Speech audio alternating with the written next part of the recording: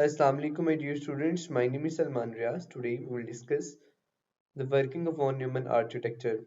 Student पिछले lecture में हम आर्किटेक्चर तो देख चुके थे, इसमें मेन डेफिनेशंस भी देख ली थी कि जो वॉन न्यूमन आर्किटेक्चर है उसके मेन कंपोनेंट्स कौन कौन से हैं। आज हम इसका देखेंगे working cycle, stages of the working cycle of the von Neumann architecture.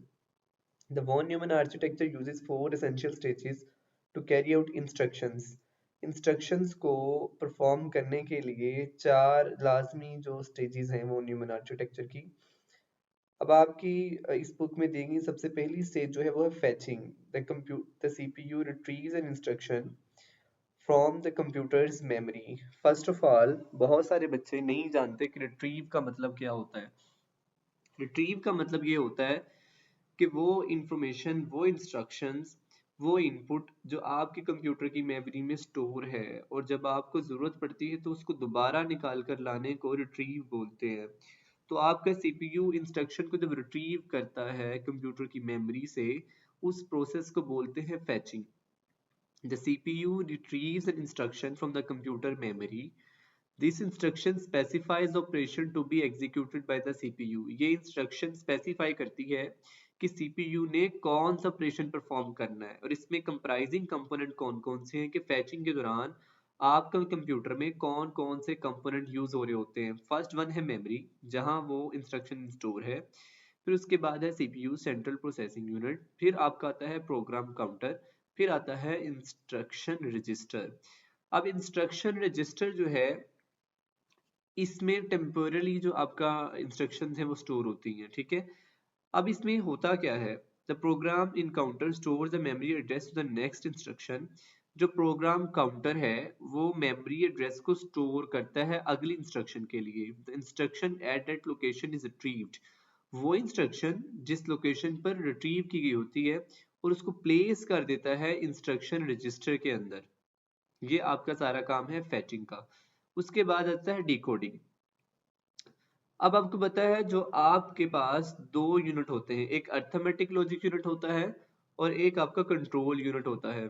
अब जो कंट्रोल यूनिट होता है डिकोडिंग में, वो डिकोड करता है उस इंफॉर्मेशन को जो परफॉर्म करनी होती है किसी भी एक्शन को करवाने के लिए।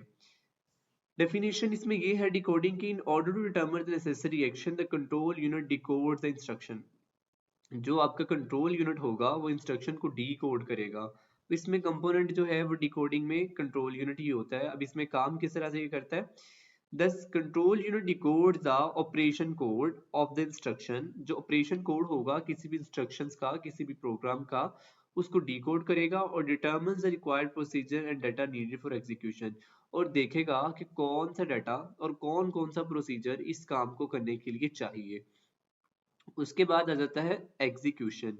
एग्जीक्यूशन में बेसिकली काम परफॉर्म करना आ जाता है कि अब उसको इम्प्लीमेंट करने का काम आ गया। The CPU process the instructions using the ALU arithmetic logic unit and control unit. दोनों के फंक्शंस अब पीछे पड़ चुके हैं। अर्थमेटिक लॉजिक यूनिट ने लॉजिक्स ऑपरेशंस परफॉर्म करने होते हैं, plus minus divide not and और गेट, ये सारे जो ऑपरेशंस होते हैं इनको परफॉर्म करना होता है अर्थमेटिक लॉजिक यूनिट ने। और जबकि जो कंट्रोल यूनिट है वो सुपरवाइज करता है इस सारे प्रोसीजर को और वो कंट्रोल करता है इसकी टाइमिंग वगैरह को।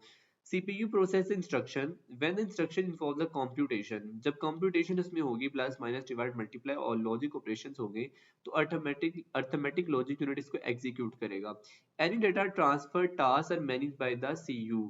तो हर कोई वो डाटा जो ट्रांसफर टास्क को कर रहा होगा उसको मैनेज करने का जो तरीका है वो कंट्रोल यूनिट उसको सुपरवाइज करेगा। इसमें कंप्राइजिंग दो ही कंपोनेंट्स हैं, एक अर्थमेटिक लॉजिक यूनिट है और दूसरा कंट्रोल यूनिट है। अब ये काम किस तरह से करता है, arithmetic logic unit carry out logical operations और मैथमेटिकल कैलकुलेशंस।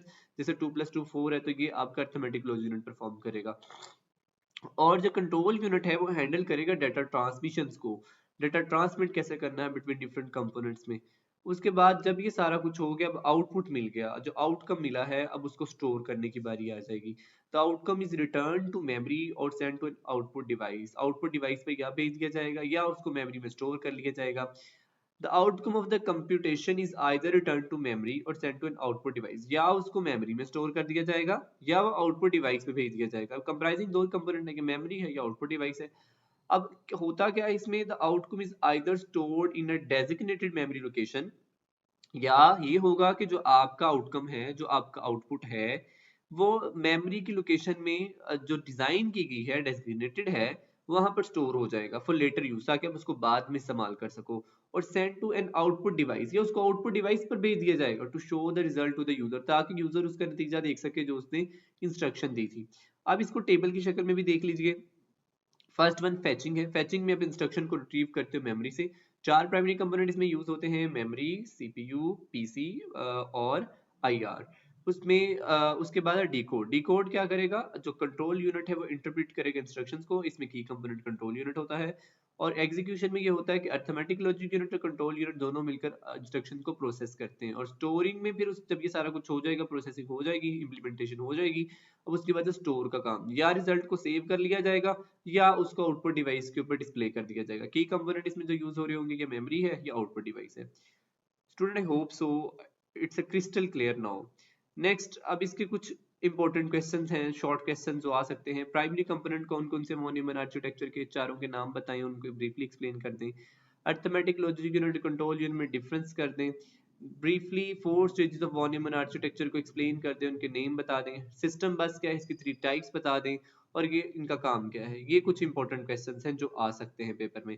अब हम क्विज कर लेते हैं कि प्राइमरी कंपोनेंट्स कितने हैं वॉन न्यूमन आर्किटेक्चर के। वॉन न्यूमन आर्किटेक्चर के 4 प्राइमरी कंपोनेंट्स होते हैं, मेमोरी, सीपीयू, इनपुट मैकेनिज्म और output mechanism. Component of CPU जो मैथमेटिकल कंप्यूटेशंस और लॉजिकल ऑपरेशंस को परफॉर्म करता है। जाहिर बात है, जब मैथमेटिकल कंप्यूटेशंस की बात आएगी या लॉजिक यूनिट की बात आएगी, तो अर्थमेटिक लॉजिक यूनिट ही उस चीज को परफॉर्म करेगा।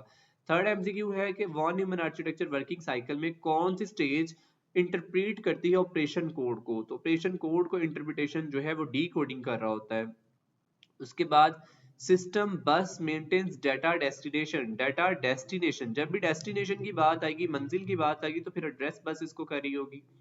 उसके बाद जब प्रोग्राम स्टार्ट होता है तो फास्ट एग्जीक्यूशन के लिए वो टेम्पोरली जो है रैंडम एक्सेस मेमोरी में स्टोर होता है, ठीक है, रैम के अंदर वो चला जाता है। फिर उसके बाद 2+2 अगर कंट्रोल यूनिट रिस्पॉन्सिबल है तो किस चीज के लिए, कंट्रोल यूनिट का काम ही तमाम प्रोसीजर की सुपरवाइजिंग होता है।